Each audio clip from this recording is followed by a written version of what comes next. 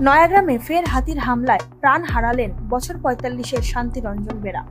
শনিবার সকালে নিজের কাজু বাগানে পাহারা দিতে গিয়ে বাছুরখোয়ার এলাকায় হঠাৎ হাতির আক্রমণে প্রাণ যায় তার।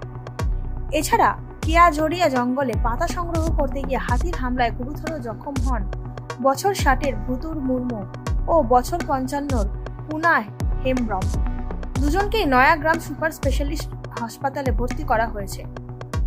অন্যদিকে সাকরাইল ব্লকের কেশগেরিয়ায় কাজু বাগানে হাতির হামলায় আশঙ্কাজনক অবস্থায় আহত হন চিরাকুটি গ্রামের গোকুল সিং। তাকেও ঝাড়গ্রাম হাসপাতালে স্থানান্তরিত করা হয়েছে। জেলা জুড়ে বারবার হাতির হানায় মৃত্যু ও আহতের ঘটনায় ক্ষোভে ফুঁসছে এলাকাবাসী। দ্রুত বন দফতরের কার্যকরী পদক্ষেপের দাবি তুলছেন তারা। আরও খবরের আপডেট পেতে সাবস্ক্রাইব করুন আমাদের ইউটিউব চ্যানেলটি আর বেল আইকনে ক্লিক করুন নোটিফিকেশনস পেতে।